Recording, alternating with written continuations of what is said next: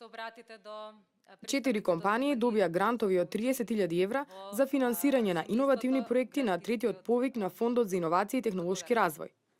Грантови за комерцијализација на иновации добиваат компанијата Vision Dynamics за систем за креирање 3D мапи од дрон, Ресин, лабораторија за индустријски науки и технологија, која создала магнетна CNC плазма дупчалка за челични отвори, ДТК Smart Tech за интегриран интернет-базиран информацијски систем за менаџирање со енергија и WebLiders за креирана платформа за секундарни туристички услуги. 4 иновативни проекти се избрани во конкуренција на 52 пристигнати апликации на огласот на фондот за овој инструмент, чија цел е да се поттикне иновативноста кај претпријатија и примената на иновативни решенија.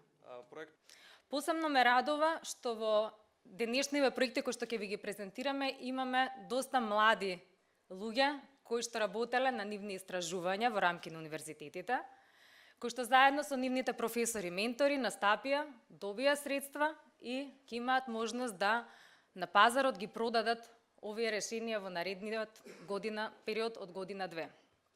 Добитниците на грантовите истакнаа дека очекуваат да ги комерцијализираат иновациите што поскоро и да ги пласираат на домашниот и на меѓународниот пазар. Иновацијата на Vision Dynamics ќе може да се користи во катастарот и градежништвото и ќе треба да ги намали времето и трошоците за креирање мапи. Значи се работи за систем за креирање на тродимензионални мапи од беспилотно летало, во нашиот случај со дрон. Значи иновацијата тука е што 3D мапите би биле многу прецизни, многу точни во рангот на лазерски скенери, но многу поевтини за експлоатација. Со новиот технолошки концепт за изработка на отвори, иновацијата на Ресин, според менаџерот Сашко Павлов, би се забрзало за 30 пати дупчењето на челични отвори, а би се користело во сите фирми кои работат со челични конструкции.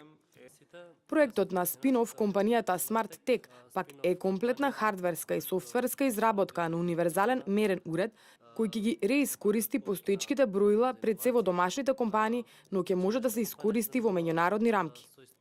Идејата на иновацијата на WebLiders е да се поттикнат домакините да понудат различни секундарни услуги за туристичко место во кое работат, како параглайдери, готвење на традиционална храна и слично. За финансирање на проекти на третиот јавен повик се обезбедени 450.000 евра, а се планираше да бидат финансирани 15 компании. Од Фондот за иновација апелираат до учесниците на повикот, чии проекти не се избрани за финансирање, да ги земат во предвид сериозно препораките од Комитетот за оценување. Со тоа, нивните иновации ќе бидат покомерцијални, поисплатливи, поосмислени, поквалитетни за наредниот повик кој планираат да го објават во јануари следната година. Благодарам.